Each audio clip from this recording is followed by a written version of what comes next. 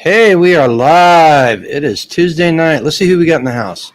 We got Eagle Lover was number one. Tamara Smith, two Texas gals. Looks like it's just Kansas and Texas in here right now.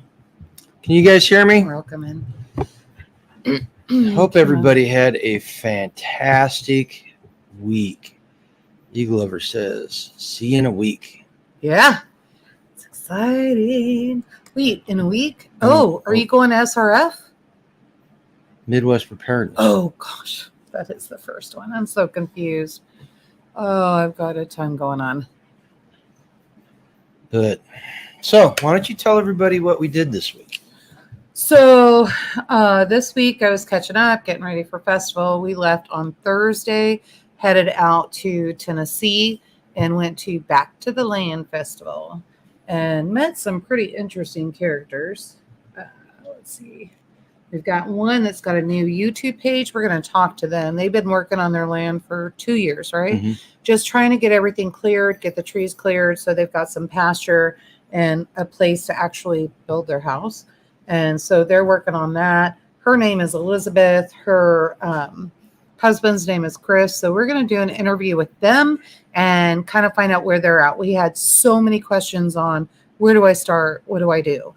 And so I think they're going to be a really good couple to interview because this is a good space if you have blank land on where to start. And then and what was the name again? That was, well, it's Elizabeth Holmes. Like Homestead Ridge? Yes. Yeah, did you? I looked at their channel. Oh, no, wait. Hey. Sorry. I don't have my glasses on. So, but yeah. So we're going to check them out. It's going to be really fun. They're neat. They're high energy people. And I think it's going to be a good interview. So we're going to do that. Yep. Try to do it on a Thursday, right? Sometime we got to make it. We got to make it through to the end of October, though. We're not going to have any time. Yeah. We're going to be traveling and doing stuff.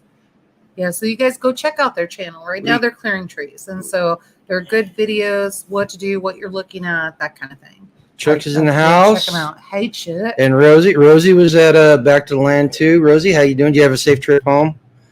Homestead Ridge, did you have a safe trip home? Yeah. We drove a very long distance. And when do we make it back? 11:30, About 11:30, yeah. Yeah. And then I posted that short, the kids, while we were gone.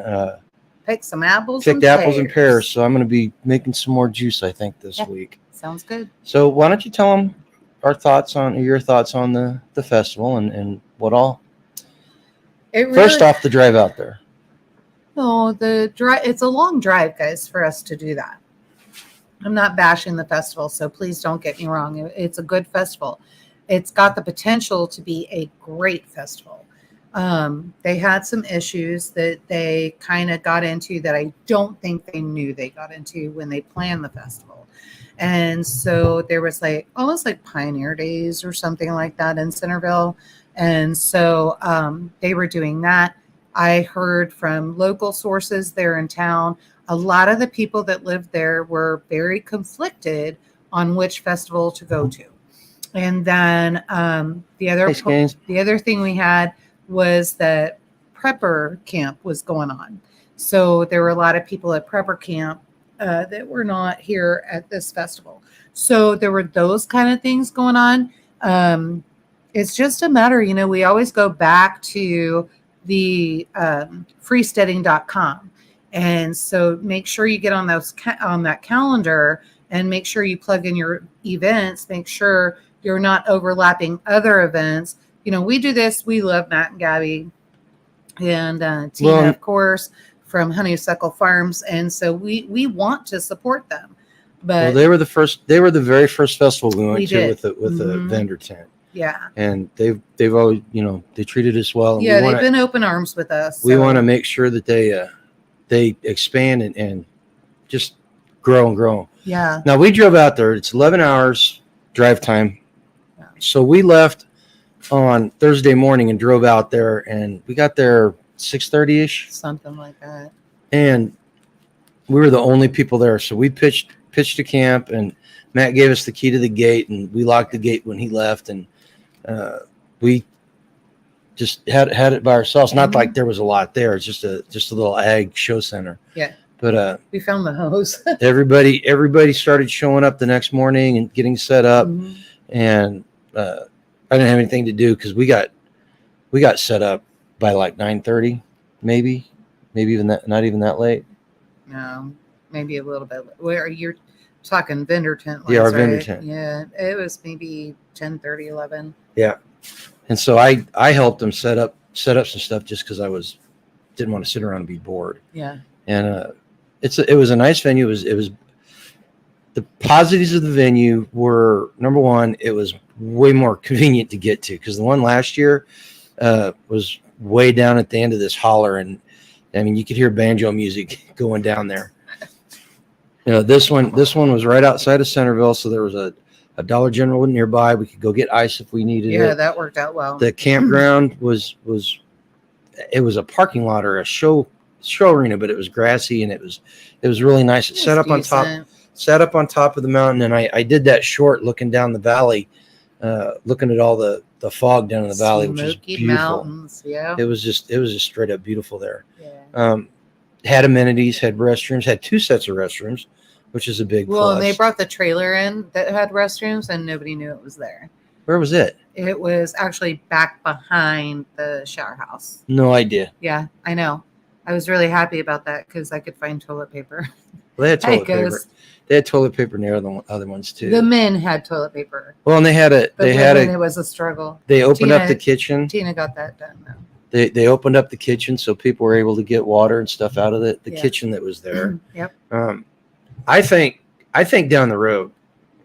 I mean, we were talking with them before we left, and gosh, there's the main stage underneath the pavilion, and there's another stage in back, and then there's plenty of room for a circus you could run tent. 3 stages at this place. Yeah, and easily. And they had food trucks there, Mm-hmm. and there were 10, 15 vendors maybe. I think more than that. Yeah. The downside of the venue itself was the show. What's up? The show pavilion was so big, it was cavernous, and I was talking with Matt beforehand, and he said, when you stick 100 people in 1,000 square foot area, it just looks monstrous. Right. So he was trying to figure out ways to close it off, and they did. They took the bleachers, they moved the bleachers, and made like a backstop to the little seating area for the stage. Mm-hmm. They were only running 1 stage at a time, and so that helped a little bit. And then they had some chairs, the chairs and tables that people could sit at and watch the presentations, and eat and that kind of thing. Yeah. Visit. It worked out really well, and it's a nice venue, and we would love to continue to go. Mm-hmm. They just need to not overlap. Yep, they need other festivals. Yep.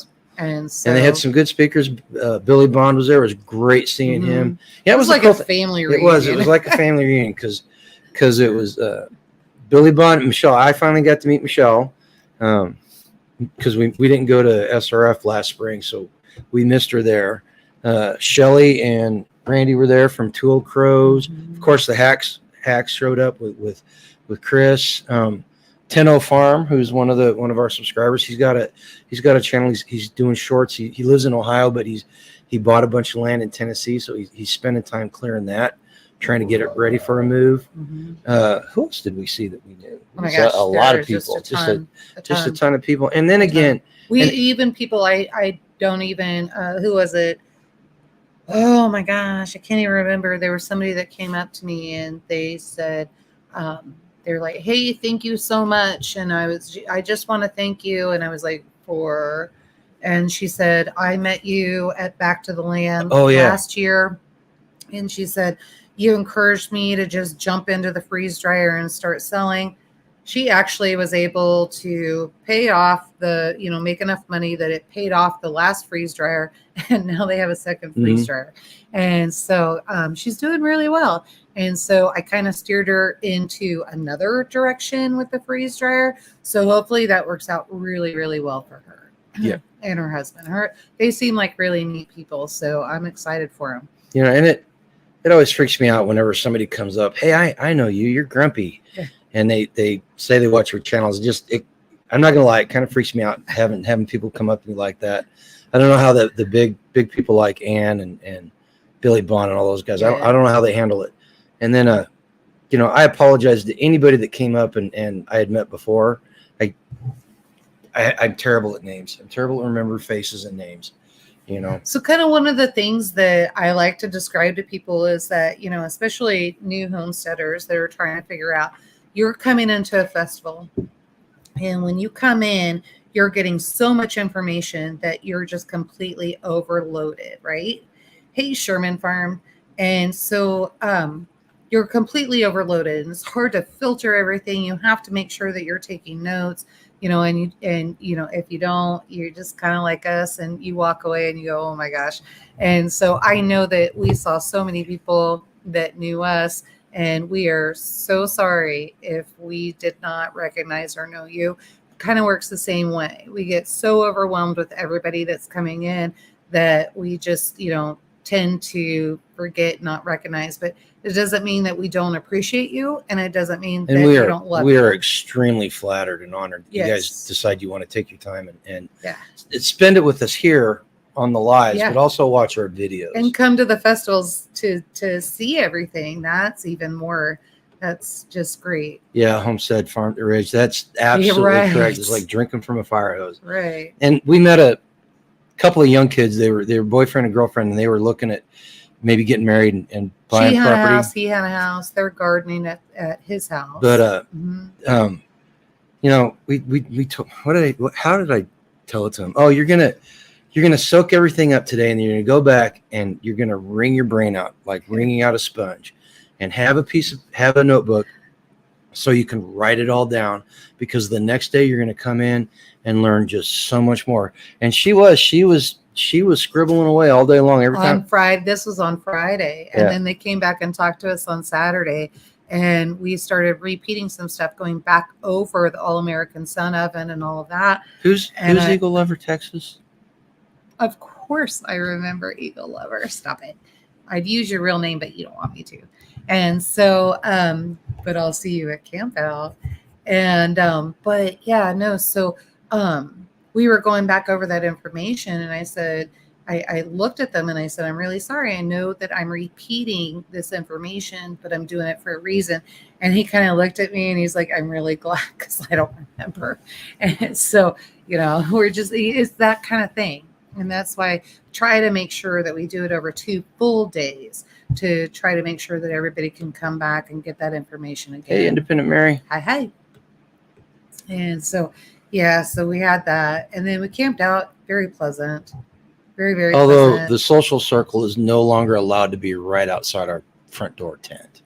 If there was nowhere else to go. If I'm camping, the social circle at 10 o'clock at night is going to be all the way out in the middle of the field or someplace else, because so this was kind of a new thing. This is only the 3rd festival that Matt and Gabby had put on, so they're still learning and that kind of thing. We did give them a few words of advice and suggestions, not advice, suggestions on how maybe put the fire pit over here. That way, the campground is separate, kind of thing, because those fire pits do become a social circle. Mm. And they did the first 2 years. They had a bonfire on Saturday night, which was really fun. Mm-hmm. Which was really fun. It's where you're doing your networking and that kind of thing. So it does make a difference. But they got a new baby, and so there's just kind of a lot going on. So the most important thing in preparing a festival, and we learned this because we've done it a few times. We did Midwest Preparedness. It was the camp out. It wasn't the project or festival. It was the camp out. We did that a couple of times. Thing. And so, I think the most we ever had was like 50, 60 100. people. No, we had when we did it. When we did it was 120. And so the thing is, you have to learn how to delegate. If you don't delegate, you're going to get swamped, and people are going to be upset. So, but when you're pulling out big speakers and that kind of thing, grow. Skane says it took about 4 months to get the campfire smell out of my chair.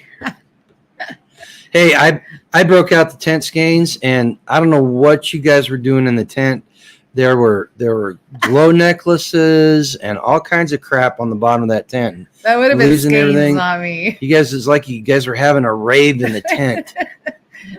Skane's, not me. She was doing the rave. Skane's, by the way, what night are you guys going to be out there? I'm trying to figure out when to set up the tent.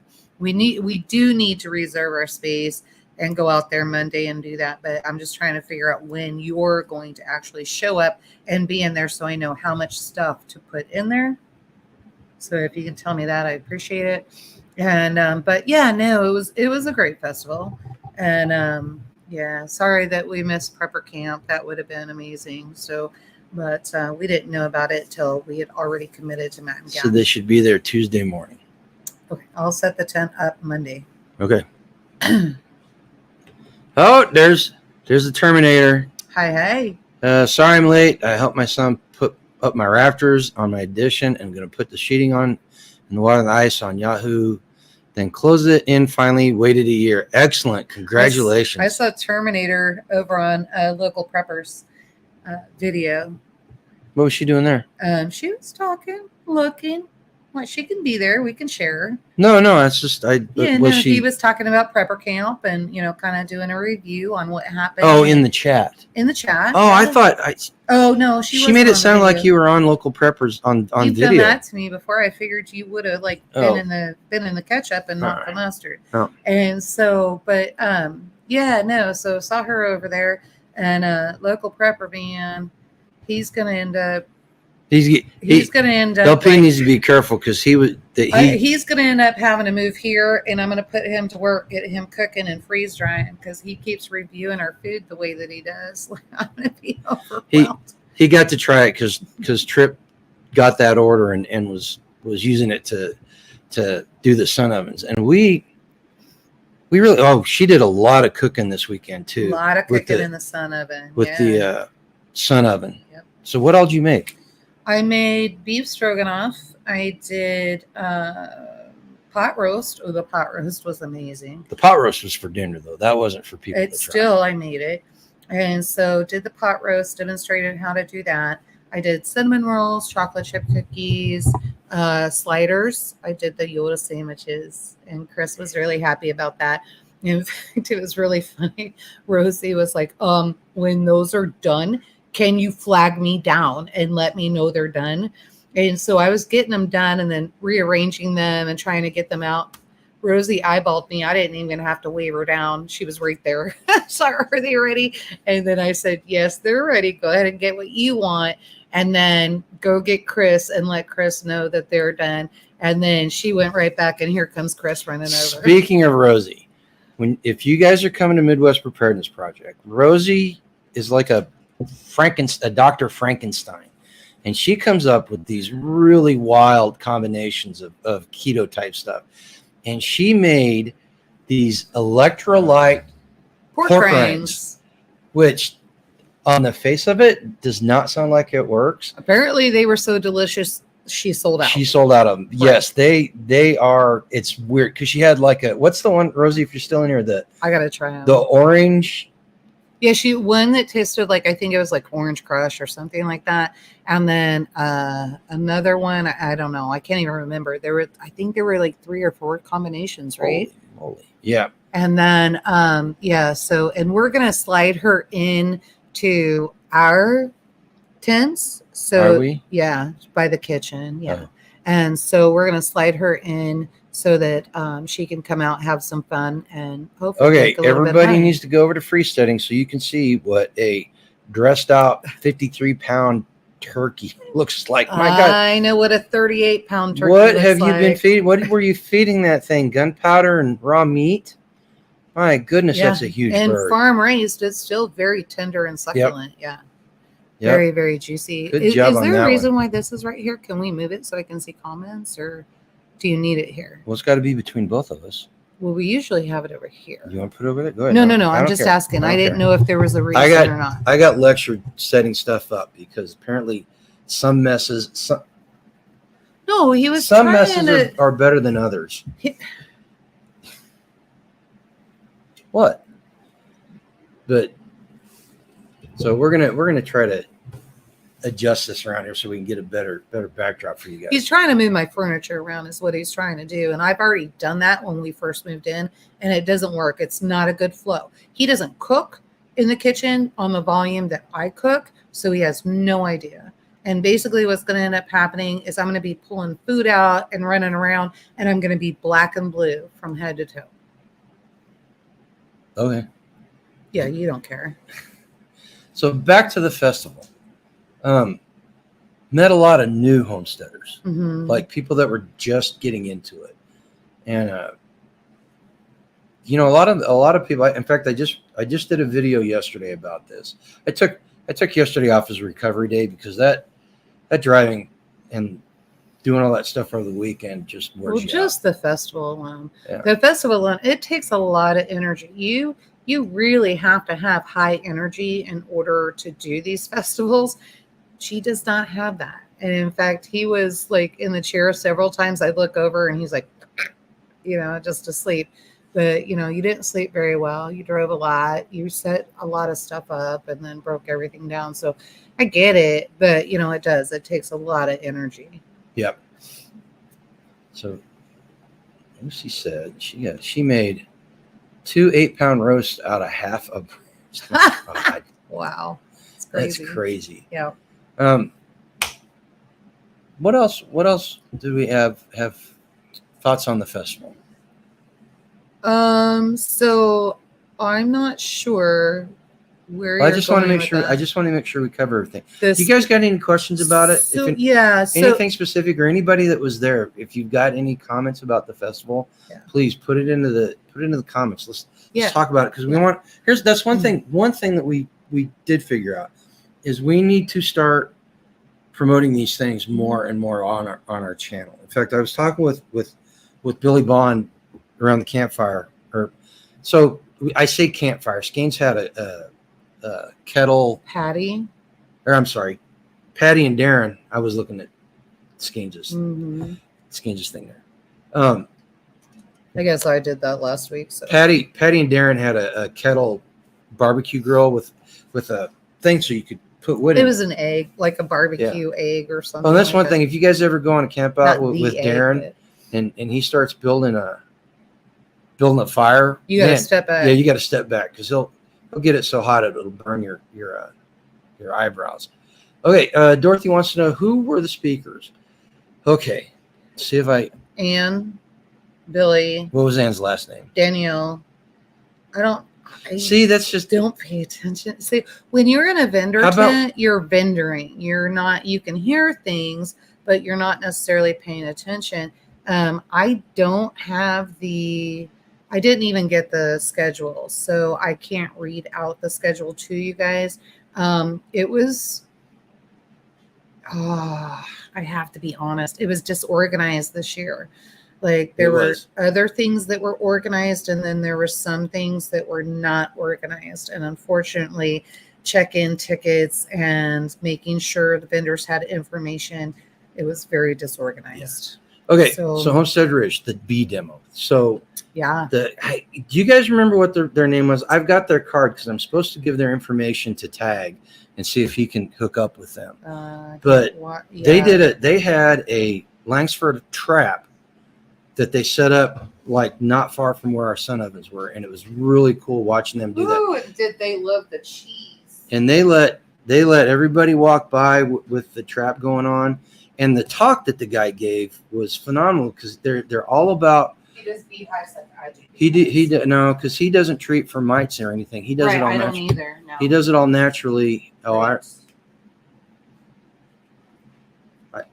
But his speech was excellent. And then of course Billy talked about composting. Him and Michelle got up there. There was a talk about. It's Be Kept. Be Kept is their name. Adam Martin. Excellent. Hopefully we can get him on with Tag, and if not, we'll interview him because it was a phenomenal talk that he gave. Well, and then Matt did he gave a talk about homestead businesses. Plus, they went on a service project. They called it a service project. Community project. But he was doing a water catchment demonstration there. So they were going to set up some water catchment. There was talk about food preservation. And and guys, I just want to let you know when it comes, that was one thing. There were several people who knew me and watch our videos and actually know how I am in life. And so some of those talks that were given, everybody as the speaker was speaking, they were all looking over at the vendor tent to see my reaction of what was going on. And again, you're so busy talking to people and taking care of the vendor tent and cooking and that kind of thing. Well, everyone didn't catch everything. Well, that's why I said everybody that knows me. Okay. And so, they were kind of looking over to see my reaction and stuff. Everybody does things different. And you all know I'm not a big fan of USDA. I am a huge fan of what grandma, great-grandma, great-great-grandma, heritage preserving, canning, all of that. What got us here this far? That's what I'm a fan of. But everybody's got their opinion, right? Opinions are like buttholes. Everybody's got one. And so, you listen and you hear what they're saying and then take what you want, leave the rest. There's no rhyme or reason to it. I'm sure several times I get up and I talk and everybody's like, that woman's out of her mind. She's going to kill somebody. In fact, I know they do because I get those comments on my videos. And so, thing is, I just don't care. You do you. I do me. You do you. So Terminator, go to our channel and go to the shorts. And there's a short on there with Nikki running the nail gun. And that is the Kansas Terminator. She works just as hard as you do. And it's amazing. Okay, so Homestead Ridge is in with the save. So we got Sophia Eng. She's got a new cookbook out, an Asian cookbook. She's one of the ones that Angela was talking about. And her husband, Tim, is a very interesting guy, too. And he gave a talk, too. Ann Scott, Ann Briggs, Adam Martin, the bee guy. Thank you. Janelle Anderson, Chris Clark, Tina Clark. Tina and Chris are two of the ones. I love Tina and Chris. That helped organize it. And she did a great job. In fact, the food trucks all said they were coming back. A lot of the vendors said they're coming back. And we're trying to, if we can get the extra room done, we're thinking about. They're thinking about coming out after the new year. And then we got Kitty Richards, Brooke Erickson, Lizzie Engler, Billy Bond, and Jonathan Ramirez. Yeah, it was a good lineup. Yes, it was extremely, especially for such a small venue and so many first-time homesteaders. Well, first-time festival attendees. Oh yeah, because a lot of these people had never attended a festival before, and it was a fantastic immersion into it, And then the vendor tents. There was a lot of good vendor tents. There was a guy that had a chicken brooder on a trailer, which was really neat. I learned a couple of things from him about heating and all that. Are we gonna do that? Yeah, not the trailer itself, but the heating elements once we get electricity run out there. Yeah. Okay, great. And they do not involve heat lamps. Perfect. Even though he had a heat lamp in there. Perfect. There was also a guy making spoons. There was a Boy Scout troop that was assisting, doing parking and stuff. They were really funny. And they ate well. They were into the spoon maker. They were really into the son of it. Yep. Darren was doing an all-day demo on small engine repair. Yeah, that was. And he had kids seemed to really enjoy that. He had a two-stroke engine that he cut apart and it would still function. You pull the cord and the lifters would go, and there was just no compressor to keep piston, it going. Well, the walls of the engine were off it, which was really neat. For compression or whatever it is. Yeah. There was the Homestead Alliance, which is a Christian-based homesteading group out of Tennessee, which talking with Jason, that was very interesting. They got a cool thing going on there. It's kind of like a Kentucky Sustainable Livings program, only Christian homeschool based. Yeah. And so that's one of the other things when you're talking about networking and all of that. There, Fiona and her husband were actually going around and they were taking pictures of the festival. And so I was talking to Fiona and just trying to get her background. Oh man, they are so neat. Their baby is cute too. And they're nomads and they just travel around. And what they do is video photography for homesteads and anybody that's got a YouTube channel, that kind of thing. And in trade, what they do is they take farm fresh food. And so I'm sitting across from Michelle. We're all talking, you know, us girls were sitting at the table, and it was like I saw Fiona walk by, and I went, "Oh, hey!" And it just kind of light bulb went off. I needed to put those two together. So they're hopefully going to be collaborating on something here pretty soon. As their next, they were actually getting in after the festival and heading up to North Carolina. So hopefully we get to see something super exciting with everybody And in the video. It was interesting because our next door neighbor was Misty or Mindy, Misty? the soap girl. Oh no, not She had a shop in Centerville, and she did handmade soaps, and she just had a fantastic setup, and really enjoyed talking with her. They had a couple of loom demonstrations going on. What else? Oh, did you get her contact info? Well, yeah, her and I have been going back and forth. Gina. Yeah, Gina. Her and I have been going back and forth because we bartered some stuff, and then she had a plethora of. Actually, I'm going to go get it. Go get it? Okay. She did a barter for some things that we think are pretty cool.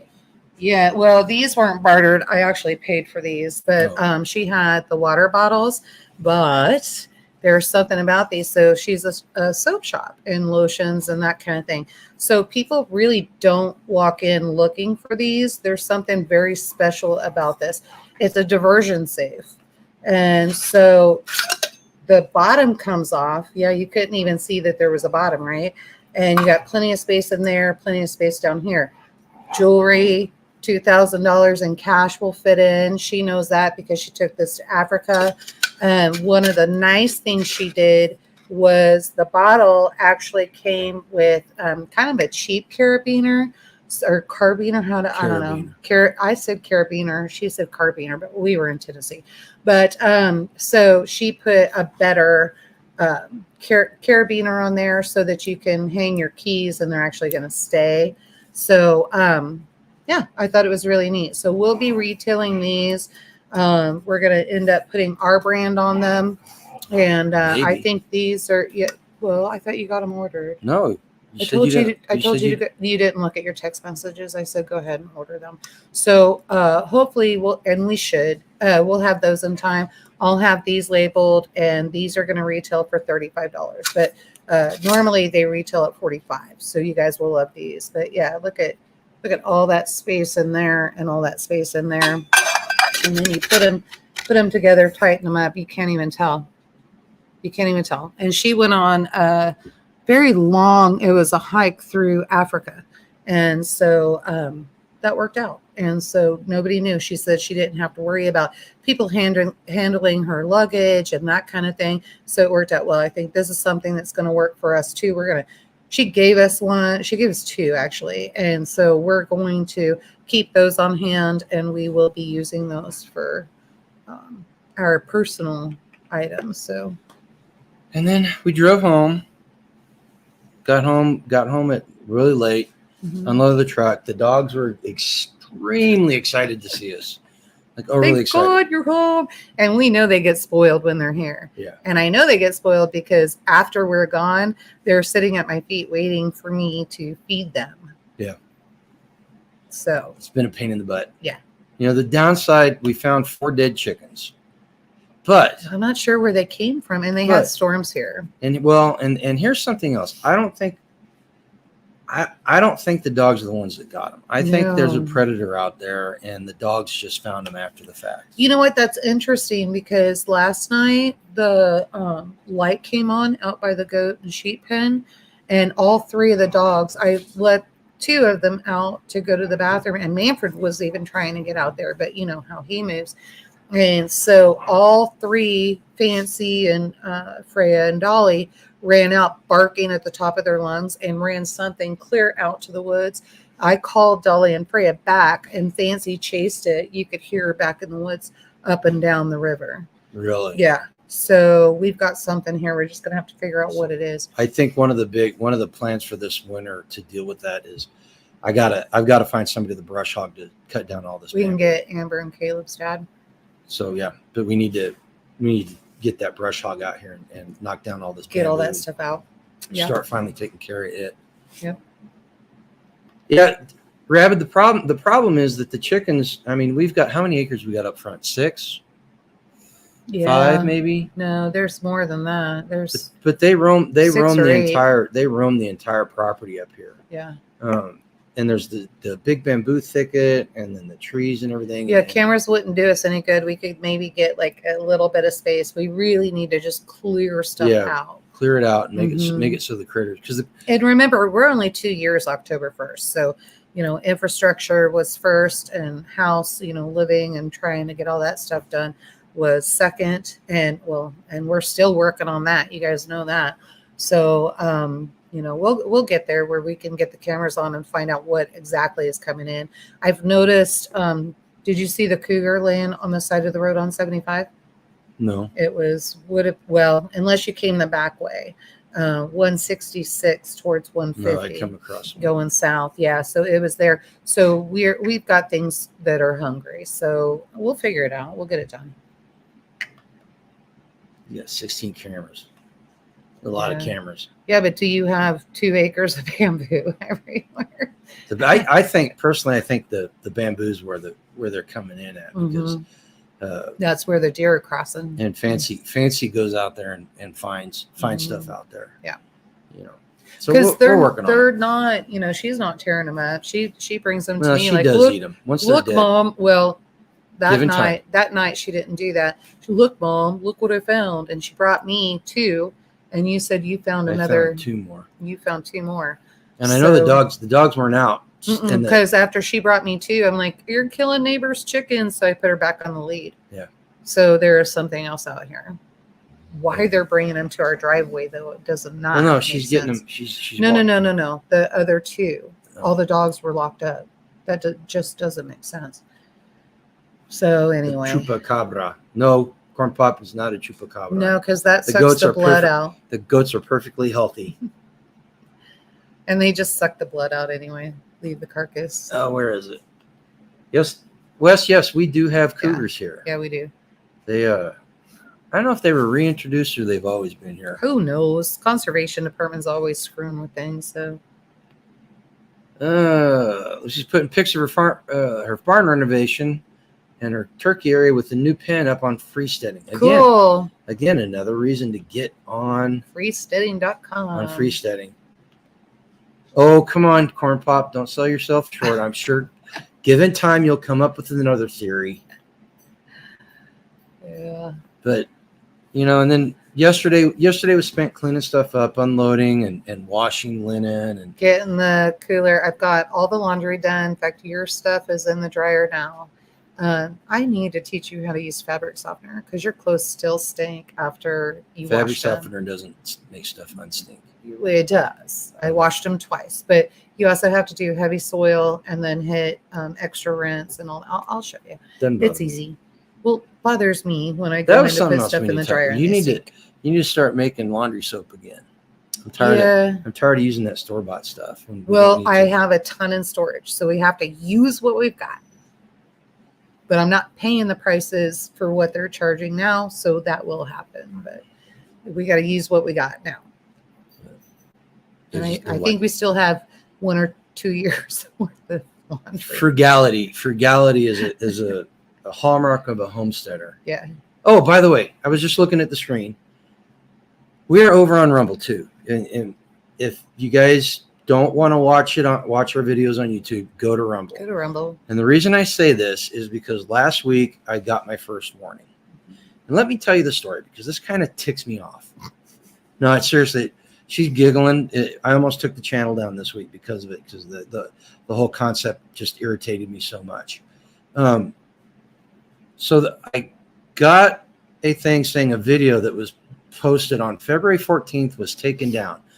Didn't get a warning, didn't get anything. They said, yeah, it won't affect your channel. And do you want to contest it? And so I contested it.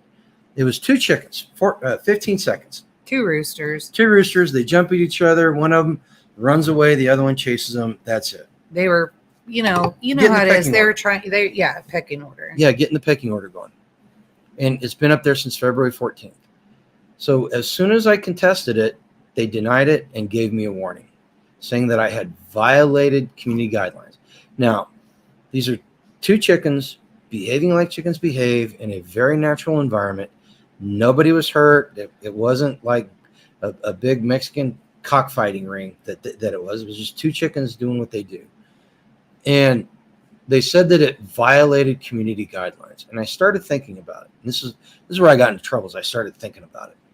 So the community guidelines that say chickens behaving like chickens is bad are the same guidelines that say transgender story hour and desexualization of kids and all the crap that's on TikTok.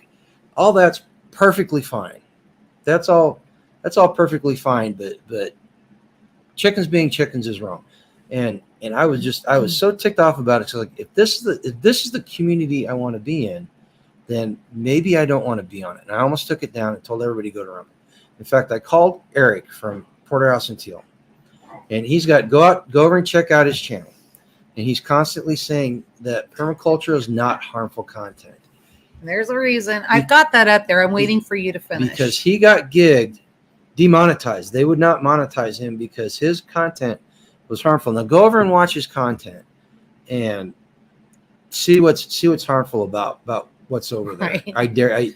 You won't find anything. There's nothing. And I actually called him and apologized because when he was talking to me about it, I didn't mean to poo-poo it, but in retrospect, I kind of did. You thought maybe it was a joke. Well, no, it's not that. It's just it's YouTube's platform, and they're going to do what they want to do. Yeah. And it was one of those cases where until my ox was gored, I really didn't understand it. Now I understand. Now you do.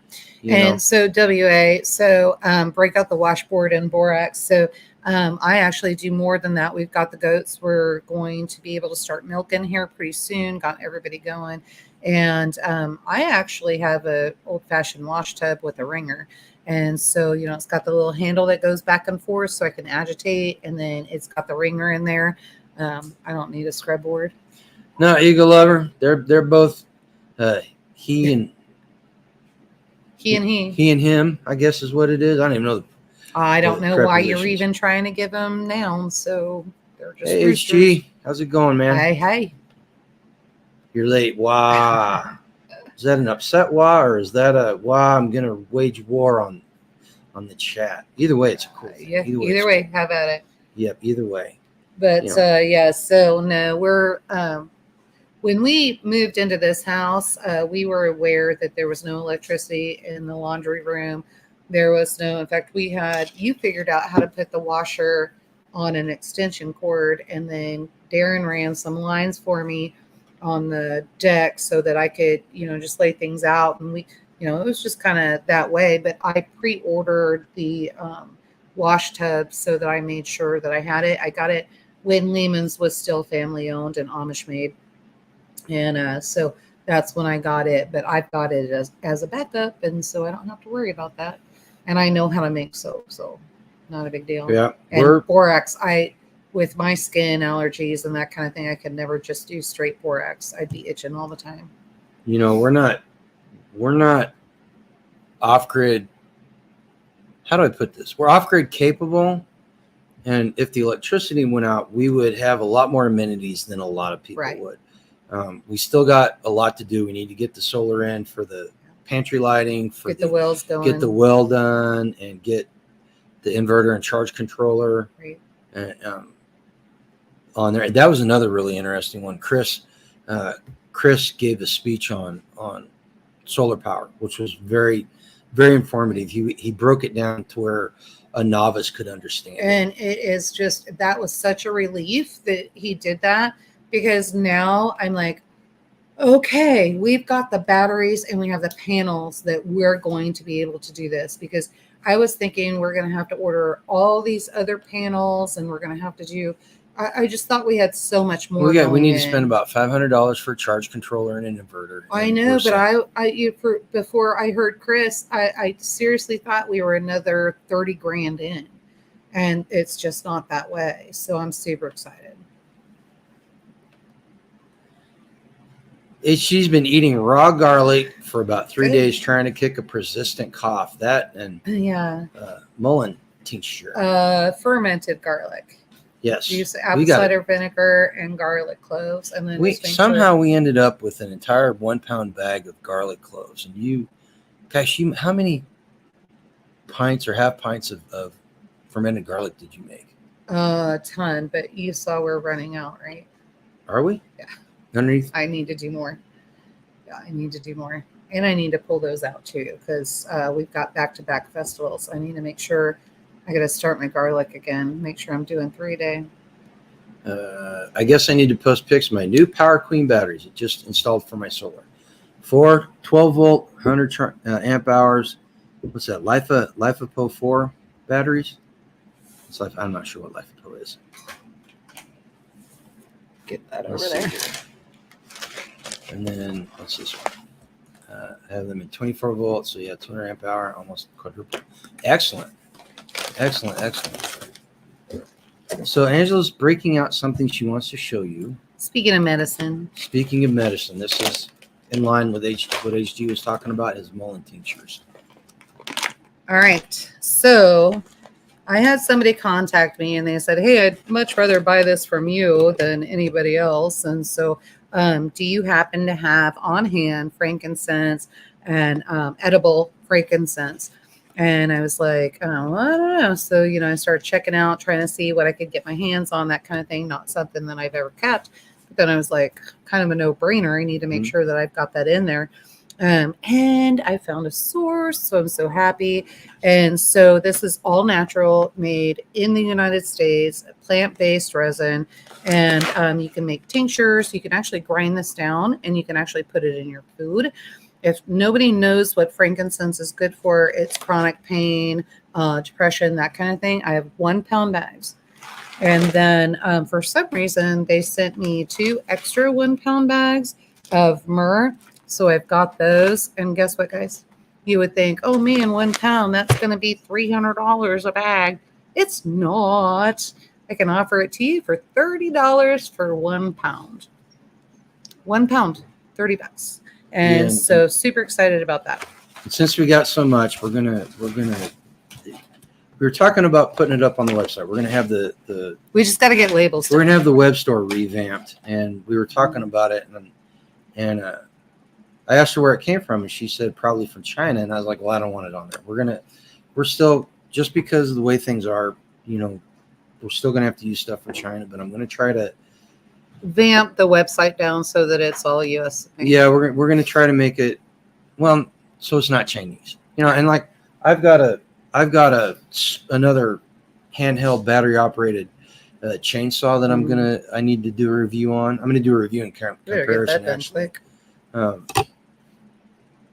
Eagle Lover says bring that to Midwest. Oh, it's going. I've got 10 bags of frankincense and I've got 2 bags of myrrh. Good. And you guys are the next festival. 1 bag, 1 pound bag. I think that's all she wants. I will verify that. But Pat is going to end up with the first bag. So that'll leave 9 pounds left of the frankincense. Okay. But anyway. So I'm excited. Well, I don't want to talk too much about the vendor tent and stuff about what we're selling, because I don't want y'all to think that we're those people. There are too many. She asked. There's too many people out there that I don't want to be like Canadian Prepper. Here, I said it. Yeah. No. She asked. You know what? Here's the thing. So I think the difference is what we are selling and what we are doing. What are things that we are using, things that are helping our homestead. So it's not like somebody, well, I guess Spags did, but Spags uses it, right? It's not like somebody is sending us equipment and then going, here, will you sell our stuff? And we're like, no. A review is completely different. A review, they're sending us stuff that could possibly help us on the homestead. We're trying to figure out if it's going to or not. You guys haven't really said, we'll put a link in. Okay, here's what we reviewed, that kind of thing. You're not going to find that stuff in our store. Because so far, not going to lie, I almost been kind of disappointed a few times with some of the stuff that was sent to us. So especially that light, and I know, So I didn't do a review of it. yeah, and that light was just super disappointing. So I don't know. So that's kind of where we're at. Again, the third time, freestanding.com. Rabbit Okay. posted the battery things over on freestanding.com. Yeah. And the whole vendor tent and selling stuff and trying to get money to It's a start side hustle. to start the side hustle and all that. It's hard to strike a balance. It really is, without coming off as being somebody that's just here to Shove things down your talk throat. what we got, especially Right. when the only videos that we've been able to put up recently are shorts because we're on the road or doing all that stuff. I mean, the only long form video we've done in the last 3 weeks is the lives. Yeah. But you guys know that, I don't know. There's a lot of you in here that have seen, what we're doing. And, if I've got that Hanaho and I've got that Hori knife and is selling in the booth, I'm using those in my garden, and I am. And we did get rid of all the Chinese Hori. Yeah, those knives. are gone. So no Gone, more done. Chinese made Hori. All Japanese. Knives. Yeah. So exactly what I'm using. And so we've got that going. That was kind of a mistake, but well, you learn. I mean, people we're bought learning. them, and it was that kind of thing. But I think Spag's in here. I think Spag's already has it up. I'm gonna have to go look. If you guys haven't seen the sponsorships that are going on, I put together a complete bag of everything that I use in my garden. And he wanted something for us to donate that was there. So you guys, it's a $500 kit total. You guys are getting a lot of stuff in there. It's everything that we use. Well, thank you, Eagle Lover. Yeah, What did she say? She says, look at who is on your lives. We want to know. Yeah, and again, we appreciate it. I just had to get that out there because I don't want. We got a lot of new subscribers, and I don't want I don't want anybody thinking that we're those people. All right. Yeah, we're not changing. The lives are not a sales platform for all that stuff. Even though they're not, but we also, everybody needs to understand too that it's important. If you're going to Homestead, you're going to give up your job, you're going to do this stuff. It is extremely important to make sure. It is extremely important to make sure that you find a side hustle, because you still need to be able to bring some income into the household, but do it responsibly. And so we're just showing you how to do that. Yep. Rabbit, Tag and I have this conversation all the time because it took me a long time to understand the difference between 12 volt, 24, 36, and 48. Yeah. It took me a long time to wrap my head around that. Yeah. Me and electricity. You're getting better. Well, me and electricity don't get along. That's why we have hacks. That's why I talk hacks into helping me with electrical stuff. And Patty's always like, "Oh, so you want him to get shocked?" Well, yes. I don't want to get shocked, but what else is there to talk about? Oh, there's a lot. Okay, there's a lot. Content on the videos on the channel. There's going to be more 2A videos coming out, Second Amendment videos, and Wednesdays are going to be my political / social commentary, talk about rights and stuff. I think it's going to be more and more important because the administration is going to use gun control as the key thing for this election cycle, and we're going to see much more doubling down on their gun control activities or civilian disarmament. It's actually civilian disarmament. Get what you need, Rosalie. I know you're limited on time. What do we got? No, she's just going to go get nuts so she can make peanut butter. Oh, so if you, I apologize if you're not into that type of content, but I think it's a discussion we need to have, and we need to start fighting back. I actually, I'm probably going to do a long form video about this because it upset me. I had some guy post a response. I was responding back to somebody that was very derogatory and just snarky. He was snarky, and I responded back. And this person said, "Why are you responding back? Why are you responding back to derisive comments? You're just becoming part of the problem." And no, in this situation, responding to these people is not contributing to the problem. The problem is that people like that have been allowed to say whatever they wanted to say and treat people however they wanted to treat them without any repercussions, any pushback, because people are afraid. Just like that person that made a comment about me responding back, and when you do that, if you're sitting there now, if somebody's responding back in the wrong manner, you remember I talked about last week the crafting the message. If somebody's responding back in a derogatory terms, just going to the same level as the other person, then yes, we need to say something about it. But in fact, I'm kind of proud of myself. I hate to say it, because I've been extra special careful to be very polite and not say what's on my mind. I've couched my words and talk to somebody in a civil manner, trying to, and I may have a comment that came on an old video that you didn't even respond to. You just let I may be a little sarcastic, and I may be a little sharp tongued, but I'm not responding back like in turn, if you will, But whenever you do that, whenever you do what that person says, in this case, you're abdicating the debate. You're surrendering the debate to the person who's the meanest and nastiest, and we can't do that anymore. And because that's what's gotten us here to begin with. We've got politicians in Washington, D.C. that are afraid to be called names. Now, there's fewer and fewer of them, but if history shows us anything, even those people that go there that are white knights to begin with, their armor gets tarnished and they end up becoming swamp creatures just like the rest of them, i.e. Dan Crenshaw. I thought it was very interesting, too. I've already started getting phone calls, text messages, all of that. I literally, Doug, is it Bergman, governor of North Dakota? I don't know. And I guess he's running for president. And he keeps wanting me to do a survey. And so they have to read it by 8:00, and they send you the text message at 7:30. And so what they're trying to do is get people to go in, panic, and fill out this survey.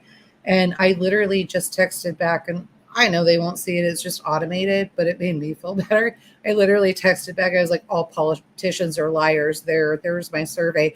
And then unsubscribed from that feed.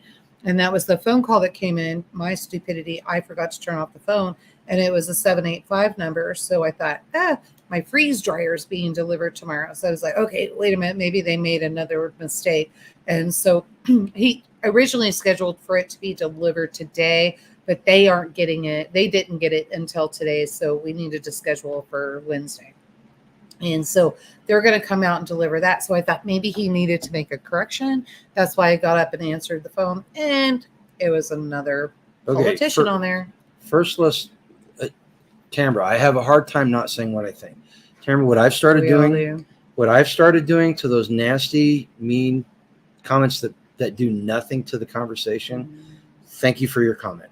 Yeah, because they're looking for that. They want you to look a fool on the other side. Yeah. So if they put something in like, I can't argue with you, and this and that, blah, blah, blah, blah, blah. But they put little things in there, or what is it? I respect your opinion. And then there's always a but. Oh yeah. I got a video on that too. Yeah. And then they go in with their nastiness, trying to make it look like they're being kind. And when you respond back, you look like the bully or the idiot. And, it's just like in high school, you just got to figure out how to deal with those people.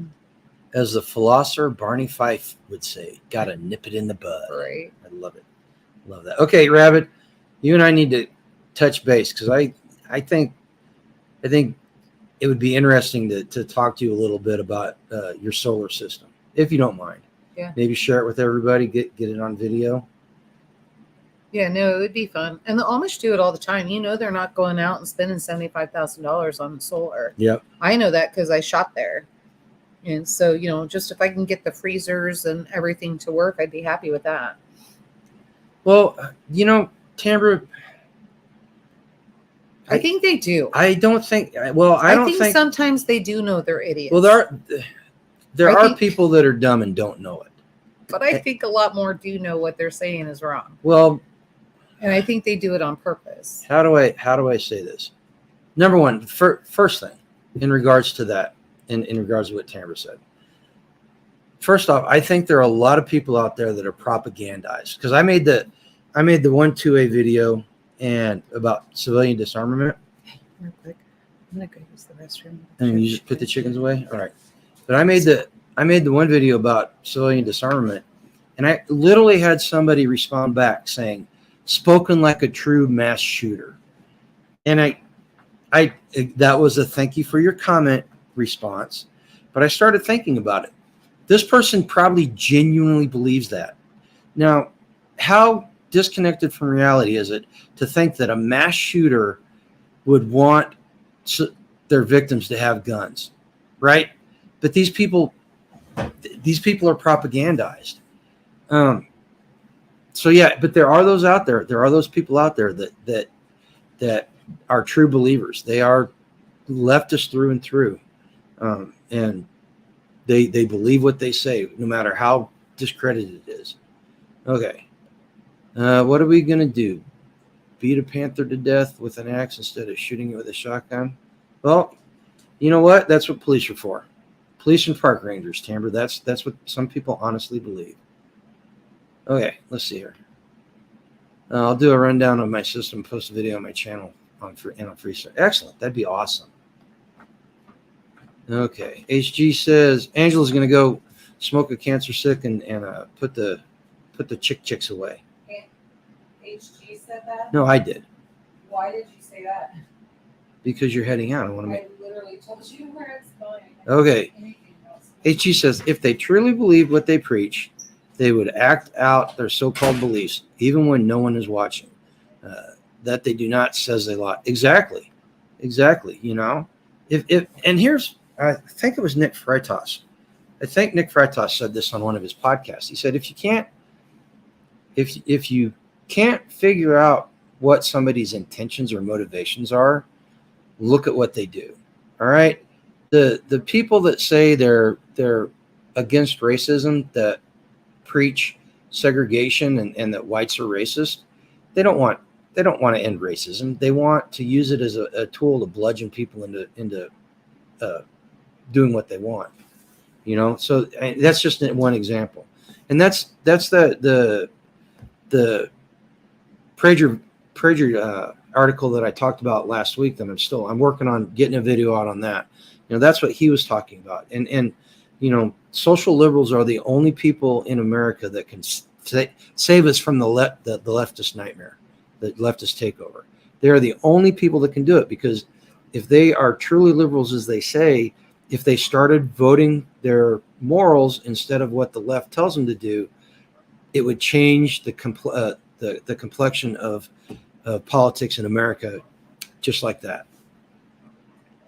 Okay, so here we got. But bad people are always going to be able to get guns on the black market. Oh, absolutely. You know, if you take up what's as cliched as it is, if you outlaw guns, only outlaws will have guns. You know, sometimes they try to push your buttons. Remember, you can't fix stupid. That's right. You can redirect it. I found that out several different ways. I learned that in the late 80s, that when I worked in substance abuse, psych hospital, my philosophy has been, don't tell me, show me ever since. Oh, absolutely. Absolutely. And I had a conversation with somebody this week, and it kind of convicted me. Stuart, he's a Army vet, and he's a very well versed in the Bible and theology. And we were talking about, I made the comment. I said, I can never remember chapter and verse. I never have been able to get it figured out. And he jokingly, semi-seriously, immediately responded, it's because you don't care. And I was a little taken aback, and we talked about that a little bit. And he's right. You know, the if you care about something, you're going to do whatever it takes to do it. So learning chapter and verse of the Bible, being able to spout it out off the top of my head, is just not something I really is not high on my list of stuff to do. So I don't care enough to make that a priority. And what are you looking for? No, I'm listening. Oh, okay. You know, so if we want to make these changes, we have to care, and we have to get other people to care. And that's why we need to craft our messages better and get people thinking about it, you know? And getting back to what HG said that got me on that tangent, you know, don't tell me, show me. Show me that you care. Don't tell me that you care. Show me that you care. Okay. Remember that the chapters and verses are a novelty. They were not written that way. Yeah. You know, I figure as long as I get the big important doctrinal points right, that knowing chapter and verse, it's kind of it. Oh, How do I? you're talking about the conversation. Yeah, we with had? Stuart. Now, how do I put this? Okay, the young Earth versus young Earth versus old Earth. That is a schism that will tear a church apart. I've seen it. I've seen people get mad and leave churches over that exact thing. That's not doctrine. That's not important. I've seen churches split apart over that. That is not central to salvation. Whichever way you think, that is not central to your salvation, your relationship with God. And to let something like that get in the way is ridiculous, and it flies completely against the gospel itself, you know. And so that's kind of where I am on that, you know. Now, what he said held true in other ways, you know. My daily witness is not the best, you know, and I jokingly tell people, you know, at the very least I can serve as a bad example, but it's something I do need to care more about, and I do need to work more on, right? So enough of that. I'm not trying to bum anyone. I hope I'm not bumming anybody out. These are just things that came up in conversation over the weekend that they're important. I think I don't know why that would bum anybody out. It's important. You know, it's important to the larger conversation of homesteading and building community and self-sufficiency, you know. Speaking of building and homesteading, I just looked at Lola. We had about 2 weeks. Are her udders starting to fill in? Yeah. She should be tight probably. I'm I gonna say bet about 2 weeks. I bet we have her having less than a week. No. Well, last time she filled out in 4 days. Yeah, I'll keep an eye on her, but I think we've got 2 weeks. So. And Lola's a good mom. She lost her last 2 kids to the dog. Not her fault. Yeah, it was not her fault. You know, so hopefully everything goes well. Yeah. She's like a little beach ball with legs. I'll have to make a short of her because she's she does. She looks like a little beach ball with legs. She doesn't run. She kind of waddles. She's cute. No, let's see. Yes, I mean, nobody's ever going to be exactly like Christ because there can only be it's one. Impossible. That's Right? why we're saved by the blood of Christ. Yeah, that's the whole point of it all. Because we are not to know when, but to be always ready. So they focus on the parts that are about being ready and prepared. Absolutely. You know, and it's a good segue into the preparedness conversation too. I mean, that's a good way if you're ever talking with somebody, you know. I'm not going to get into the whole pre-trib, post-trib argument there, but the Bible definitely talks about being physically prepared. It talks about being spiritually prepared as well as being physically prepared. You know, if that were not the case, then I'm drawing a blank. The multicolored coat, Joseph's Joseph. Mm-hmm. Joseph. You know, if that his story would not be in the Bible if we were not to be physically prepared. And right? Man, what he had to step up. He had a lot on his plate. A lot. Right. You know, and also the there is faith right there. Kind of the book of Job too, if you think about it. The book of Job, I mean that's spiritually preparing us for really bad times and giving examples of how bad times can come like in a hurry, if you will. You know, unannounced. That's what I look for. Unannounced. You know, so there's that. What else we got going on? Anything else you guys want to? Anything you guys Freeze want to talk dryer's about? coming tomorrow. That's all I'm focused Oh on. yeah, when we're done here, I've got to go pull the old freeze dryer I out. don't. Well, I was going to ask you that. It's late. Do you really want to do that? Do you want me to have them just drop it on the front porch? Well, you said they have to unpack it. I think they can inspect it on the front porch. Okay, well, So if you can have them bring it in here, that'd be nicer. I heard something about a tractor. We'll see how many guys they have. I'm gonna need a hand getting that put in place. We can She just bought- pick up the phone and get Mike and tag over She here. bought the extra large, and the large is hard enough for me to move. It's going to be like twice the weight of the large because it does double the load. So I imagine that drum is very, very big. Rabbit, I'm definitely not a Bible person, but 7 years of abundance, 7 years of famine. I did go to a private church school, though. Yeah. See, and semper paratus, always prepared. Yep. Well, and we do the best we can. We do the best we can. We try to get as far as we can. Is this Think of always prepared. Did you get son this? of hacks? Speak truth, lest ye deceive yourself and others. If the truth hurts, then ask yourself why. Amen. Yeah. Did you get those hammers ordered, by the way? The multi-tools? No, I did not. Okay. Why don't you call him tomorrow? I will, because I'm not sure if we'll get them in time. Okay. She's going to do some bad. That would be a great motto for a toilet company. Always prepared. Actually, we have a multi-tool that we do, and we put it on there, and we're sold out now. There'll be one. The last one's going to be given away. What are you talking about? At Midwest, the multi-tool. What are you talking about, the multi-tool? Always prepared. Oh, see, now you started the conversation in the middle of your idea. We have a multi-tool that has always prepared. If they were paying attention to the first time I spoke, then they were with me. Okay. Get out of the mustard. Catch up. The truth is easy to remember. Lies, not so much. Right. Because they're always changing. Great. Always changing. And the thing is that the person that we lie to the most is ourselves. And I don't think there's anybody out there that can. I was deny that. watching Living Free in Tennessee. They had their live, and somebody asked about. They were talking about building community and that kind of thing. Tim, the Toolman Taylor, was on there. That was the one last week. No, today's. Tim wasn't on there today. Yes, he was. Okay. He left prepper camp and decided to stop by, and he Oh. was on today.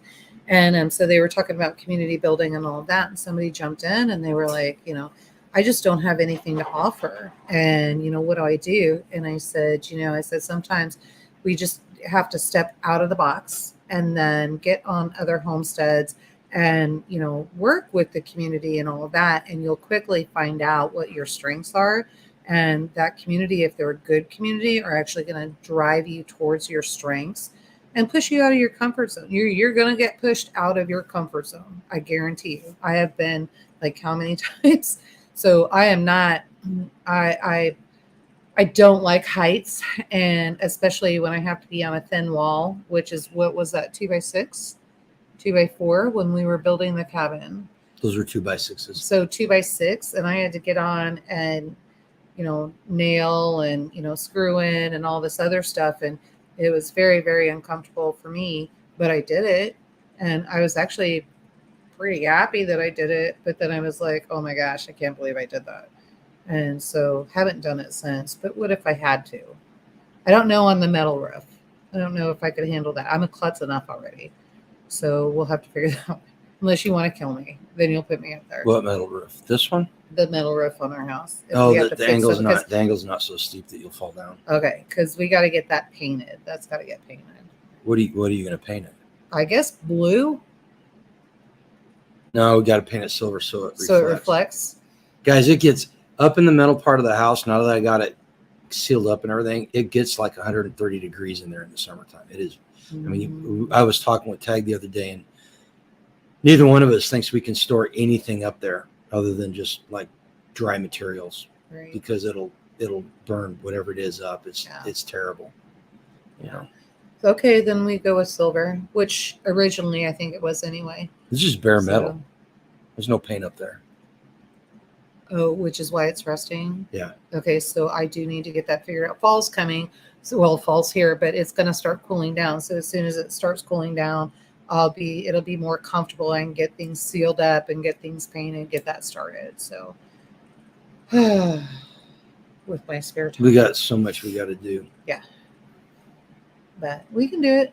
You know, we most likely, well, in fact, I know we're not going to call a work day for that because there's so many homesteads right now. We're just trying to get roofs over their head.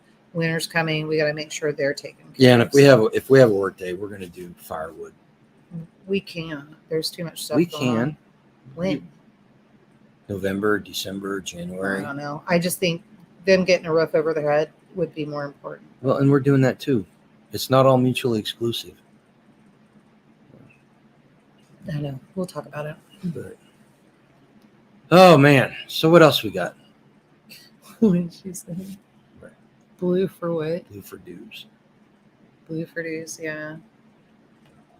Well, Yeah. you know, the laser wouldn't hit us. We just paint the house blue, I guess. like the rest of it. I guess. It's so mismatched right now. We look like a calico coat outside. That's It's- why it's we terrible. were like, oh my gosh, you know. So, Tina's like, yeah, we're come visit you after the new year, and I was like, Is great. it She's her like, idea or your idea? hers, and Okay. she's like, she goes, are you gonna have a place for us to stay? But I was thinking about Christmas, so my son said, hey, Christmas is yours, we're coming. And it's like, okay, we got to get that spare bedroom done. Everybody's just going to be more comfortable. And so I was like, we got to get that done. And okay, so yeah, maybe we'll have it. We'll be ready. And she's like, or you know, we're talking about getting an RV. It's like we could figure out hookups, and then I remembered winter's coming, so we got to figure out ditch witch, electrical, all of that. And then I was like, well, if we don't have that in place, then 5 miles down the road, we've got the casino. They've got the RV hookups there, so you know we could always set you there. And then I said something to Garen about it, and Garen's like, "No, I'm too embarrassed to have them come out."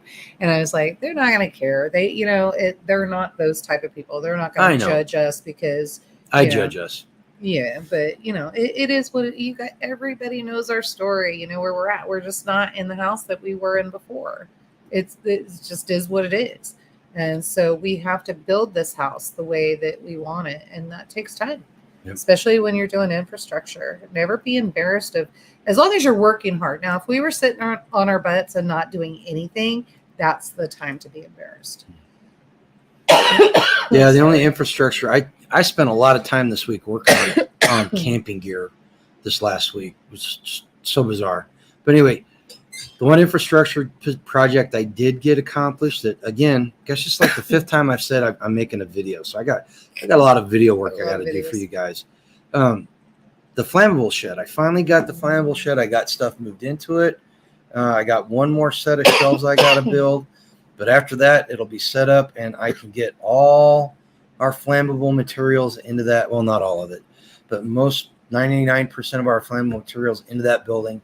Get them out of the house, get them to the outbuilding, and have a little bit more security. Well, and you set some goals for yourself for this next 2 weeks before Midwest Camp Out. You set some goals for yourself that you're going to get done, right? Yeah, and this a lot. Well, you're going to get the pad and the generator working. It's going to be up and going. No, I didn't say that. Yes, you did. You said you were going to get the pad going. I said I'm going to get the. I'm going to If try you get the pad installed, I can call the plumber. Well, and that's two done. separate things. No, I have to get yes, the pad but in. no. If you get the pad in, then I can call and the plumber can have that done in I know, one day. but I have to get the pad in. So that will be done. And then you were talking about the fuel tanks are going to be up and ready to go. I want to try to get them done. Mm-hmm. And you need to go get some Now, look, money. when I say I'm going to try to get them done, that doesn't mean they're going to get done. You said you were going to have them done.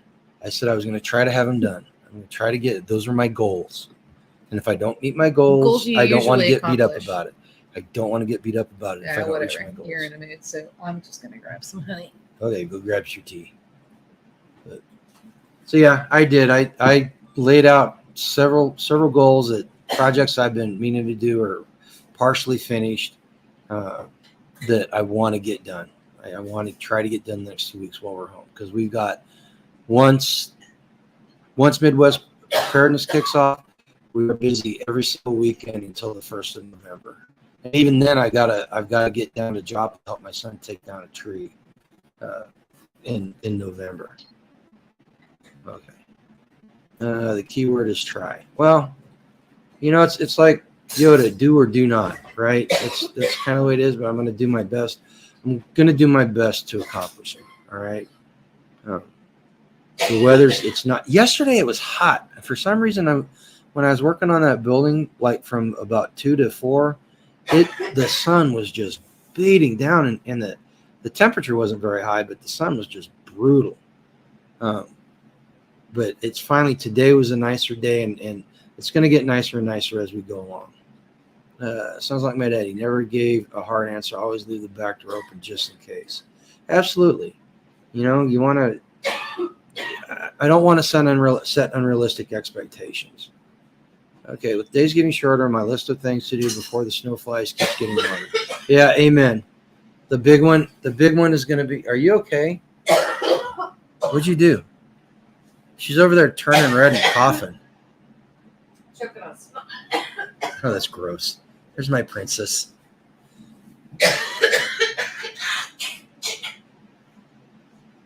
Here we go. Did you guys hear that? It's allergies. Well, go. There's some Benadryl in the. No, I already took 2. I took 2 tablets today. I can't take. I'm not of Benadryl, but Claritin. So. Sorry. Yeah. This is what happens, and so trying to do. Excuse me. As much as we can, and it doesn't help that this weekend we were in a huge dirt pile, and so I have swallowed so much red dirt, it's not even funny. And my allergies like kicked my butt when we were in Tennessee. Sleeping in moisture because it was the condensation was so bad in the morning, it was dripping through the rain fly. I was like, off the rain fly and through the vents on the top why are of the there tank. drops falling on me? Did it rain? At least she says you got a hairball. Probably. I wouldn't doubt that either. I kind of think it's a red clay ball, though. I don't know. I think Rabbit may be onto something. Well, it's allergies. It doesn't help. It doesn't help, but yeah, help. it's allergies for sure. And he tells you I'm going out there and smoking a cigarette. Sometimes I do, but I'm going literally to the chicken coop and turkey coop, and so it's not like I'm smoking a full cigarette. So, and I'm rolling my own, so I know what tobacco I'm putting in there, and there's no chemicals in there. But yeah, no, I'm definitely. This year has been weird. My allergies are a lot worse. So. AG hasn't had a cowboy killer in 18 years. Yeah. I'm not gonna lie. I still have a cigar every now and then. I can't smoke as much as I used to because the cigar smoke makes me lightheaded. Let's just put it that way. With the blood pressure medicine and everything, it just makes me lightheaded. Right? Just like taking that THC gummy by accident. Lowered my blood pressure so much I seriously thought I was high for about 6-7 hours. You know, so we can't do what we used to do, but I got to tell you what, every now and then a glass of bourbon with a nice Arturo Fuentes Churchill or something like that. Gosh, you can't beat that on a cool evening watching the sunset go down. You know, it's these little things that we enjoy. Well, what else can we talk about, guys? I'm having fun. I really don't want to say goodnight because I'm enjoying this conversation. You guys are really, really engaging and putting up some good comments tonight, man. You know. What else we got going on? Did you see that Mr. Bob Iger, who is the CEO of Disney, said that Disney was going to get out of the social engineering arena? Said that the woke culture is not good for business. I guess whenever they were given the dividends report to the investors, did not go over too well. So he says that the woke Disney, after they've destroyed Star Wars and several other major franchises, is going to get out of the being woke and trying to socially engineer people. We'll see how that goes. We'll see what happens. Let's see here. I almost bought a nice Fuente. I tell you what, it can't beat them for the price. I read that Benadryl depletes your magnesium. Oh, I'm going to have to look into that. I don't take Benadryl very often. Sometimes I have to have a rescue, though, for my food allergies, depending on who's feeding me, what's going on. Somebody forgets that I can't have store-bought food and certain chemicals in there. Frequently, some people in our community try to kill me. So I wonder if there's something to that. I have to take it whenever I get stung by bees or wasps. Yeah, you do. Yeah. As of lately, the stings have caused more and more of a reaction. Yeah. Maybe I will. Might want a smooth cigar after. Oh, that sounds so good. Hmm. Oh, there's something else I did. What did Buster? What did Buster offer you? Some kind of Cuban cigar. A Cuban second is Bill. Oh, Bill. Buster. Yeah, he did. Buster One of the guys. Toots. One of the guys around the social circle was smoking a Cuban second that just smelled off the chart good. Mhm. There's something else talking about shine. The night before we left, I took all the apples that we ground up, got some yeast into it, got them fermenting, and I got the gallon of freshly pressed apple juice fermenting too. So here Sunday I'll be able to rack the hard cider and start doing it, and then the wine. It was still bubbling this morning when I checked it, but as soon as the bubbles stop, I'll take it off. I'll rack it out and start getting the particulate to settle out of it and clean it up. I gave it a little taste. You can taste the alcohol. There's a lot of hard particulate in there with the ground up apples. But once that's gone, it should be pretty good. You're such a troublemaker. This one. Wes. This one. Yeah. Here's a question. Store-bought food topic. What's with the contains bioengineered food label on everything? Well, number one, a lot of states, I know Missouri was one, a lot of states started having to put those, making people put those labels on their food if it was GMO or bioengineered. And Goes a step further now, though, too. well, but the thing is, if it's bioengineered, they've messed with most of the seeds that they're using in the major crops like wheat, corn, and all that. Mm-hmm. Most of that stuff is bioengineered. Right. And so, for example, it's just like, let's go to wheat. So they bioengineered two wheats together, which is why people are, gluten. What is it? They're intolerant, gluten intolerant. And so that's why they're like, I can't have wheat. I can't do this. I can't do that. Well, if you were over in Europe and you had bread, you could have wheat. And so, but they've crossed it so many times, it's not good. What are we doing for ticks? I don't think won't they'll need anything. be out this It's time. October, yeah. No, we won't need anything. It's gonna be cool enough. I don't think. Yeah. We'll Plus, the Boy Scouts are there every Friday, so whatever's left, they took with them. So we're all good. Yeah. So that's what that is. But it also comes to another topic, what they had to do, and a lot of the ranchers and farmers here in Kansas were fighting against this because or fighting for it to happen. Basically, what's happening is they're putting labels made in the USA beef, that kind of thing, and it's not. It goes over to China. China does whatever, and then it comes back over. Now you've got the lab-created meat and that kind of thing that's going out on shelves. Those labels, everybody said, hey, this is not right. You have to have labels on this. So, Wes, that's what that's about. It's not just GMO, but, well, I guess that is part of GMO, but, okay, here we go. That's what that's about. Usually the is not wheat, but wheat with something that Right. can't act like bacteria Right. or an animal. Yeah. Right. Yep. Yeah. And unfortunately, with big ag, that's what most of it is. Same with corn, because they're manipulating the genes on these things to make them resistant to bugs and all that stuff. Beyond the GMO stuff. Yeah. It's not good. It's not good. Just make sure you pay attention to those labels, and better yet, go find a local farmer and figure out what you can do there. So maybe you start the Food co-op. food co-op, and do that. Now, That being said, you're going to get what's growing there. So maybe you take that CSA and then pay that one, find another CSA that's growing something different, and then you can start doing that kind of stuff and get what you need. Because I know, like right now we're struggling with eggs. So I'm just changing their diet and doing all that. So if you only get 1 or 2 eggs in that CSA, you only get 1 or 2 eggs. It's just kind of how it works. I had a really good conversation with the lady about cow shares. So if you That was neat. if you don't know what cow shares are, so it's illegal in a lot of places, Tennessee being one of them, to sell raw milk.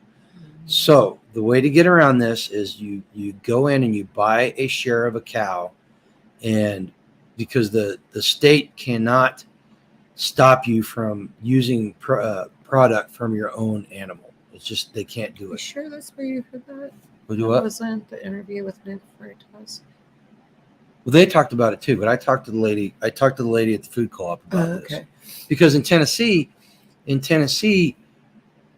if you have part of a cow share, you either have to milk it yourself, or if I milk it for you, you have to state that you are not using it for human consumption, which is dumb as hell if you ask me. But anyway, that's a whole nother issue. Yeah, so you buy a cow and you get a share of the milk that comes off it. And I know in Kansas they have cow shares, but somebody else can milk it and give it to you because you can sell raw milk here. Okay. I don't know what a homemade golden Oreo is. Sure. Get to know your local farmers and ranchers. Start buying from them and get a rapport. I can't talk tonight. Going with them. They will be your best resource for food here in the coming future. Now because we all know each other. That's why. See, now, Rabbit, that is a great point. And that's something I was going to talk. Just say right before you posted that.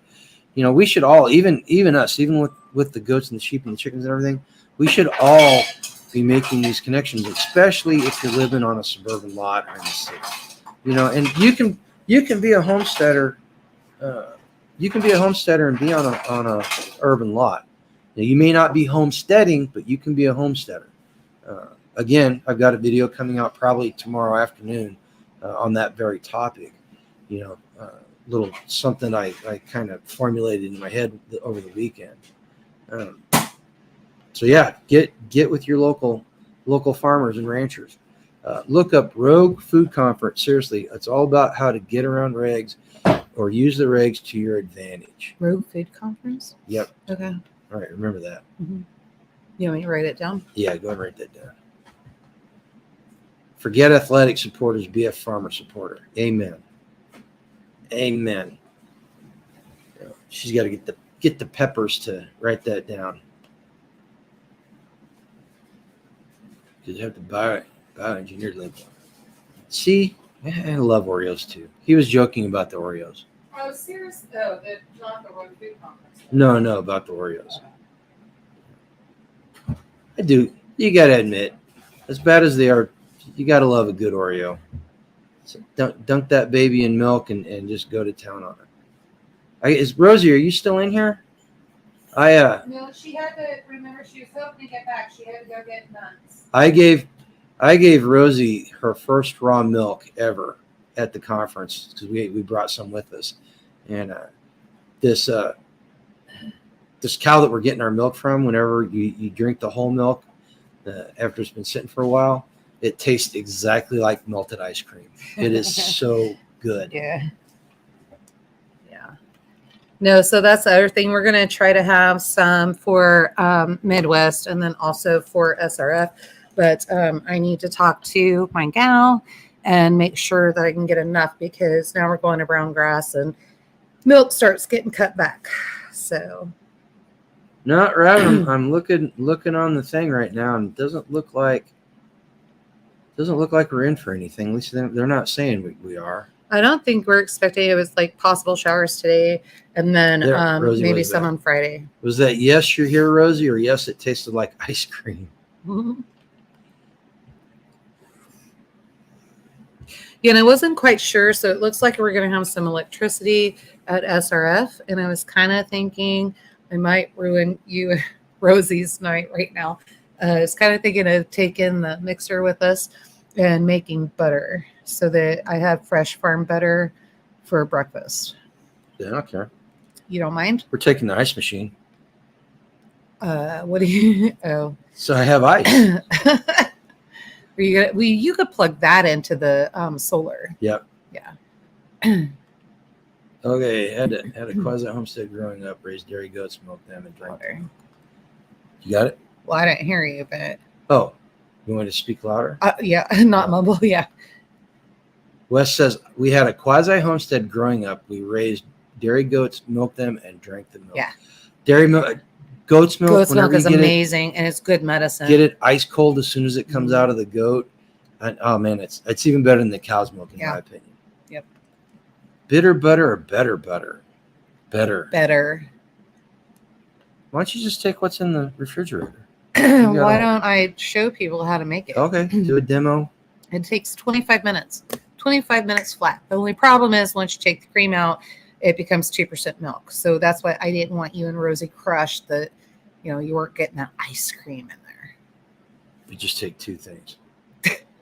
Well, I'm going to see how much I can get. Yes, so. it tastes way better. Absolutely, Rosie. Rosie knocked some stuff out of the park, but we talked about her pork rinds, but she also did a keto-friendly cobbler, which surprisingly works. Yeah, I didn't get any of that. Too Rosie slow. got my sliders. Rosie got my breakfast burrito. Man, Rosie, I got screwed. That was karmic payback for selling all my tamales at SRF last year. I got screwed. Yeah, I went to the I was like sitting around. Randy was at the table. Rosie was at the table. I'm like, breakfast burrito sounds really good. Hey, guys, do you want me to go put some breakfast burritos in? The Sun Oven, who's in? And Randy was like, yeah, I'll take one. And Rosie was like, yeah, I'll take one. And I was like, okay, great. And I go to the cooler and I was totally bummed out. There was one left out of 7. Or 6? Seven made it onto the road. 7 made it onto the road. And the person who's supposed to be keto friendly and all of that. And mind you, I had carnivore keto friendly meals in the cooler. There were plenty of those left and only one breakfast burrito left. I was like, I hadn't eaten them but one, so I figured I was good. Oh, Tambra, where is she? She's not close, is she? Mm-mm. Yeah. I've got a gal who's actually selling Jersey cows. Gregory, we've got I've got one. hang on. It's right up there. It's not a daisy. No, it's not a daisy. That was actually in Jerry's stash. It's dusty though. Don't show the dust. We've got this one. We don't use it because it's much easier to use the I have electricity. KitchenAid. Yeah, I have electricity right now. It's much easier to use the KitchenAid to make it in 25 minutes than sitting here All cranking day. on this thing. Not opposed to it, but maybe that would be something I would do at like prepper camp or something like that. But right now I can use electricity. So it's No, all good. like I said, we've got a bunch of stuff to go off grid. We're just not all the way. Right. Just not all the way there. Yeah. We would be better than most if the grid went down. I can have my ice off grid. Yeah. That's all that matters. Yeah. Everything else is just great. And we can have bananas once a year Well, if we we get gotta keep get- the we goats gotta out of get the more. pawpaws. we got to get more pawpaw trees in the ground. Yeah. Or I guess something that tastes like Ooh, there's a guy. bananas. There's an idea. Where is it? Let's say, get the grandkids to use it. Use what? The hand The crank? hand crank. I tell you what, I definitely know I have one that's old enough and one that's interested enough who loves cooking with her Oma. She would definitely do it. Okay, Skins. Here's the thing about goat's milk is, if your billies are in rut, it can taint the milk. Taint the milk, It can right. kind of taint the milk because Mhm. because their smell gets on everything. Mhm. And number two, It's usually about the time that I pull back because I know they're breeding if you don't get it cold, immediately. it gets a goat. It has a goaty taste, and it's hard and to a smell. explain Mhm. what a goaty taste is. It's different than cow's milk. So yeah, there's definitely some handling things that you have to worry about. But the thing is, with that being said, goat's milk, if you drink goat's milk regularly, you'll never have an ulcer. You'll not really any aches or pains. And it's the closest thing to human breast milk for babies. So it makes a great Tamara, you formula. can make butter. It depends on the breed of the goat. The Nigerians have really high fat content. It's a lot more. I mean, when I say a lot more work, I mean a lot more Yeah, work. you don't get as much. And it's more work because it takes longer to get less. Yeah, the cheese we did okay. Yeah, but the cheese- the the cheese cheese was does good. The Billies stink terribly because they pee on their Right. They're almost as disgusting as chickens. Right. You know. Right. Let's see. I have great grandma's number 40 daisy. Oh, excellent. Yeah. We so I actually have seen quite a few at antique stores, especially when we go southern Missouri and that kind of thing. They're usually outrageous. They're just so expensive. And then you don't know if they actually work and that kind of thing. So I just never invested in one. We've even got a wooden butter churner around here someplace, yeah. but it's got holes in the bottom of it. Well, that's so ever that since ever since you bought it, it's had holes. yeah, I think it's supposed Those to. aren't no, they're holes in the wood. Well, then we just get They rid need of to be it. fixed. Well, no, it's a great conversation piece. It just collects dust right now. You know, everything collects dust out here because we're on a dirt road. Right. My best friends had to have goat milk in the barn. He was born. Yep, goat's milk is the most versatile dairy that one can have. We used to we were selling it at the old house for $15 for a half gallon to animal rescue places. No, we put our number in at the feed store, and when people would just it was weird.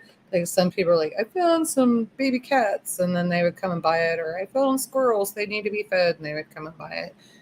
Cats, that kind of Tamara, and there's something interesting that I learned this weekend. You know, the dairy organization has terrified people and brainwashed them into thinking if you drink raw milk you're going to die. And I think in the last 10 years only 2 documented cases of people dying from drinking raw milk are on the books. And in all actuality, pasteurized milk is worse for you. Yeah. Are you making tamales this year? I don't know. I got the stuff too. Do you want me to? I mean, I guess if I had a request, maybe I would. Just keep a stash. Maybe not as many as I did. You don't last have time. No, I could do it. You got between keeping the house clean and. Well, I'm just gonna hire Amber or Fiona to come and do it. That's not very frugal. I mean, I'm helping the community. I'm keeping the money in the community. Okay. It takes just getting milk fat from a goat, yeah. But not longer, unless you talk about volume of milk. I mean, you're not getting 2.5 gallons out of one goat every day. Every day, right? You know, I think at the most we were getting almost a gallon, three quarters of a gallon off of one every day. No, off of 2 of them. Was it 2? It was off of 2 of them. You know, if we had 100 head herd, it'd be a different story, but we don't. Yeah, but then we'd be out all day doing that. Yeah. You know, we go down and we buy our milk from Tracy, and for $16 we get more milk than milking the goats for an entire week. Yeah, and I can do cheese, I can do sour cream, I can do butter, and then we get our milk. There's just several things I can do with it. We've actually been using some to help supplement with the chickens so we can get the egg production back up, because I've got 2 festivals coming, and right now I'm putting feelers out to try to figure out who has an abundance of eggs they're just throwing out, because I need eggs for festivals. See, there's a good question. So rennet comes from the stomach lining of these animals, and that's a skill that I need to learn. I've read up on it, but I've never done it. So there's something that I need to perfect. But you can also, if you have citrus, if you have lemonade, lemon juice, not lemonade flavor. I know. Cheese. If you have lemon juice or citric juice, it will act as a curdling agent. Will it curdle with citric acid? Yeah, I wonder. Yeah, it will. Well, that's how you do your sour cream too. And then also we have plants that actually have a natural rennet in it. Oh, that's right. And so is it the thistle? The thistle has rennet, and the milkweed also has rennet. So the white The white substance. feathery portion of it. Yeah, you want me to show it? No, that's okay. I've got some. So that's your rennet. So you just need to break that down and do that. Cool. It works. I have my grandmother's 5-gallon red ring crop. Oh, I would love to have that. That'd be cool. Yep. I would love to have people that are lactose can drink raw milk. Yes. Yep. Yes.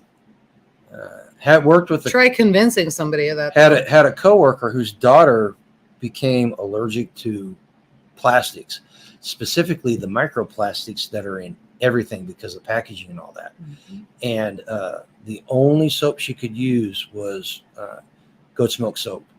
Oh, I've got some. Who is it? No, that was At the old job? yeah. Oh, yeah, Truman. yeah. We had that taken care of. But So far, early plan cheat is a skinny margarita. She'll help you make tamales. get your butt up here because they have to be pre-made. I've got back-to-back festivals. So if you come up now, we'll have 2 weeks to get them made. Let's see. I'll watch the Iowa dairy farming guy. He's really good at setting the story straight when people say stupid stuff like raw milk being bad or whatever. Whatever. Well, and it's good. I mean, we need to get this information out there. Yeah, we won't, Skeins, I guess what I'm telling you is we won't be able to make tamales there at camp. It needs to be done in the kitchen. Spags showed up. Hi, Spags. Spags, I got way behind. There's a whole bunch of comments. Yes, dwarf Nigerian. Not quite as much from my experience, but I've only milked a dwarf Nigerian twice. Seriously. So, and that's what I'm doing right now. I'm coming up with the kinders, and so I'm mixing the Nubians with the pygmy, and I'm supposed to be able to get more milk out of that. And I have 2 females, another one coming. You got 3 females. So of the You got Daisy, Lola, and Daisy's Sassy. a Nubian. Oh. I'm talking about kinder. So I've got 2 kinders that, and sassafras, we just didn't milk her. So 3 kinders that next year I'll be able to get them in rotation. They're stockier, so they carry a little bit more meat. They're also supposed to produce more milk. So we'll know the results next year. Figure out if it's worth it or not. So Spags, you got any news for people you want to share with the Midwest Preparedness Project? I was handed something. I was handed something to mule back for you. And how I became your mule, I have no idea. I'm going to drop him off Saturday. I'm going to go take a load of metal up and drop him off for him. Does he need? Oh, he's got to take pictures. I don't. Do you go ahead and take the seed book, how to store seeds? What's that for? The seed trade. It's a giveaway for the seed trade. I don't know if he needs do it you or do not. that? Spags, do you need that? Spags, do you need the seed book for the seed trade, or is that something that And then Buffalo Seed Company sent me a box of seeds. So I don't know if you need that. Just don't know what you need. Yes, be ready for either late Monday or early Tuesday for general admission. Yeah, so just let me know what you need from me. I've got it stacked up. So if you need all of it, I'll just send all of it with Garen. Just make sure you don't lose it so I don't lose my mind on Friday. You know what it did to you, Gregory? You know what drinking that raw milk did to you? It made you liberty-minded. It made it so you're less susceptible to the propaganda that's out there in the world. Right? You know, we've been talking about that a lot, the Gen X generation. What is that? It's just that I don't care. I'm going to do what I want. We drank out of hoses. We rode in the bed of the truck without seat belts. I mean, we were just... I said it before. I'll say it again. The reason why I'm so pissed off about all this stuff is because I just want to be left alone, like most Gen Xers, and they won't allow it to happen. Yes, I wish. Yes, these games, why even offer if you know that you can't come? All it does is make me bummed, and then I don't want to make tamales. When I worked for Nebraska Harvester, we serviced a lot of dairy farmers. I was getting raw milk, and that sounds like a plan. Can't do that anymore. Let's see. Yes, you run the City Exchange. It's your event. I'm here for support. So yeah, you get to. So he doesn't want that stuff. You get to do the giveaway. Oh crap! How are you going to do that fair? I'd rather him do it. Well, there you go. She's abdicating. Skins girl, some of that can be put in the freezer. No, you're abdicating. Delegating. So, you Some of that can just be put in the freezer. Amen. Okay, we're going on an hour and 50 minutes now. Holy Goats and smokes. sheep are going to be mad because it got dark quick. Yeah, they were pretty upset when I went out I there. didn't get them out on the pasture. Yeah. I'll give them some extra feed in the morning. What I can help you all with? Okay. I can help you with that. Just tell me how you want me to help. You guys talk about it later. Okay. Talk about it later. Oh, by the way, they've already got a bed and breakfast. So you need to call Billy and make sure he's okay with just us in the house. I mean, we all knew that it was just going to be just us anyway. You're the one who decided if you were going to invite them or not. Well, it's So better to have more people. well, I mean, even whatever. if it is the EMP crew and they tell a bunch of lies while they're on the road and they Right. make fun of people. Whatever. But, you know. Whatever. I've got the house. I just need to get that done. So I'll get that done. So yeah. Is William coming? I need to find that out. Hey, All American Prep.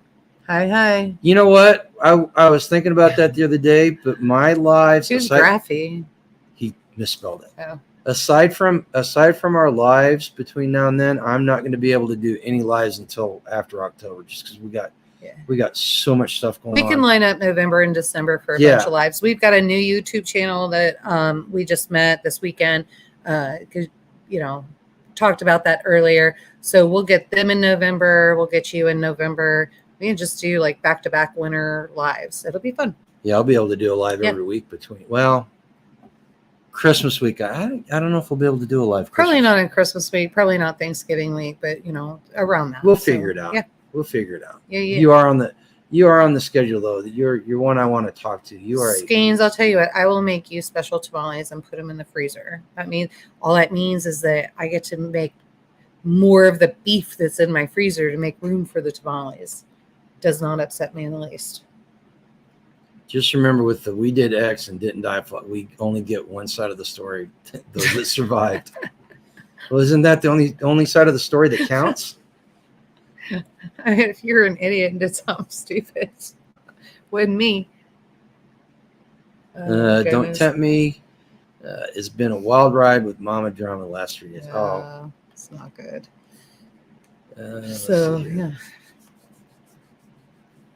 All right, man. You're on the schedule. We'll figure it out. I'm not going to make any commitments to times right now because I just don't. Expect November, December, somewhere in there. We've got it. We've got it. Without rule of law live. We've got to do. Right. I've got you and about. He could come on without rule of law, couldn't he? Ooh, that would be fun. You got him, Adam. Adam wants to be on there, and then Oh no, Adam and him are not allowed on it at the same time. Oh, I think it'd be fun. Yes. No. Oh yeah. Well, you already told Adam he could be on there. I told him he could. I'm saying him and All American Prepper. That might get us banned off of YouTube. I'm just saying. Screw it. Need to do Who it. cares? I love Adam. Who There's cares? nothing better than a bunch of cowboys and bull riders. I'm telling you, they're crazy. I'm bringing extra heater and propane tank. You don't need to. You do Skins. not need to bring an extra heater. Oh my God, Skeins. We were dying in Tennessee. She had that thing cranked up, and I was sweating my. Yeah. I was Extra sweating. propane would be fine, Yeah. but you don't need the heater. I'll have my buddy heater. Bed of a 74 Ford with my mom hit a. I don't know. You got thrown off a car What did you hood. say? You got bucked out of the bed of a 74 Ford. No, I did not get bucked off of a hood. What are you talking about? When I met you, you were covered with scars because you were. That you was were riding on a not hood. what happened. You were That right. is not what happened. So here's what happened. So we were, talk about stupid people, stupid girls, stupid choices. And so we actually had a party that we had to go to. So I was in a dress that didn't have sleeves, that kind of thing. And it was, if I remember correctly, it was a quinceañera. So we went there. It was Rosie's niece. And she was dating a guy who now we know was drug lord. No, he was Daniel. That he was in the Navy, got medically discharged because he had schizophrenia. Oh. And so he had schizophrenia, and we always knew. So my other friend Carrie Ann, we always knew there was something wrong with him. We just couldn't nail it. And he had a VW Bug, and it had the side rails on it. And so Rosie and I were talking, and then Daniel said something about, hey, do you want this? And I had to reach in. So I stepped up on the railing to reach in to go grab it. And he freaking hit 80 miles an hour with me trying to hang on. Rosie's screaming. I'm screaming. I'm trying to hold on. And I finally realized he's going to kill me. And so I jumped. That's what happened. I don't even think that was worth anything bringing up. Not cool. You told me you fell off the hood of a car. That's not what I said. Not Yeah, it cool. is. No, it's not. You're delusional. That is not what Change your happened. tone. No, because I get irritated. This stuff is just stuff that doesn't need to come up. See, this is what we deal with, folks. This is what we deal with. Just, well, now you've heard, if somebody's watching and knows these people, it's just stuff that doesn't need to come up. It's not necessary. I'm not the one that talked about schizophrenia. It's not necessary. It's all I'm saying. I'm not, They're not together anyway. I don't even care about him. So it doesn't even matter. He's a jerk. So I'm sorry, folks. I can't control that stuff. Skeins fell down a well. How did you do that? As a toddler. Well, okay. That was I like, see that. That's one of the things we were scared of with this will here. That's like the ultimate 80s news article right there. And I know Skeins. Baby Skeins. But Skeins. Instead of baby Jessica. She wasn't baby Jessica though. So she's a little bit older than that. But yeah, no, that's terrifying. I couldn't imagine. Hey, what did you, Mike? You are the ultimate Gen Xer. Kerosene? What in the world? So first he drives a 3-wheeler off of a country bridge, and then he's drinking maybe. Well, it explains a lot. When the grid goes down, people with sex may be a problem. It's going to be a huge. That's problem. an understatement, and people. And people without such psychological problems are going to find that they do have psychological problems. Should have put my second ex in a dry well. Damn, bro. Okay. Yeah, about 30 feet deep, and the picks and shovels in it. My dad forgot to cover it up and is heading. Oh, no. I bet he felt horrible. 30 feet deep. How'd they get you out? Fire department? Got bounced off a car hood being pulled by a snowmobile. What a wow. Oh, I can't tell you how many times I got knocked in the head riding bikes. Riding bikes and playing football. Lots of TBI going on there. Mine was more skateboard, bicycles, surfboards. There's nothing worse than a surfboard. You're taking it out and it comes and hits you flat in your face. Terrible. That's a lot of force and hurts. So I would say probably my worst injuries would be from roller skates and surfboards for sure. Skateboards, you can get off a little bit easier. Skates, you're committed. Surfboard, obviously, you're committed. Yeah, that sucked. Several times I thought I was going to drown too. So I would say playing football. There were several times in high school that I was knocked unconscious. Yeah. Yep. I don't know. We were in a 50-meter pool, and I don't even know what I was thinking. So Shane turned around, and he looked at me, and he goes, "Hey, let's swim to the other end." We were putting the tarp on, and I was like, "Yeah, no worries." And we were racing, and he went off before me, so I didn't get a full breath. I ran underneath that tarp, swam underneath there, and got to the end, and I just big old gasp breath, and I just looked at him, and I was like, "You win," and then got out of there, and thank God I didn't drown. Yeah. But you got back on them, didn't you, Tambra? Okay, folks, look, we got to get out of here. We're heading on 2 hours. I got to go. Yeah. I got to go figure out what to do with that stupid. I told you didn't have to do the freeze dryer tonight, so that's up to you. All right, so you guys go out tomorrow and live a life done free, and try to be at least 1% better tomorrow than you were today. Yeah. All right, guys. You have a wonderful week, and we will see. We actually may see some of you on Tuesday. Yeah, on Tuesday. He said they might open up admission on Tuesday of next week. No. Oh, yeah? Oh, crap. Oh, that's like really seriously in 1 week. Yeah. Holy smoke-a-roni. Well, hopefully, Spags, if you're still on here, hopefully you open up on Tuesday. I thought you were going to do it on Monday because Skeins and them are driving in. They'll be there Tuesday morning. All right, guys, you go take it easy and have a great week.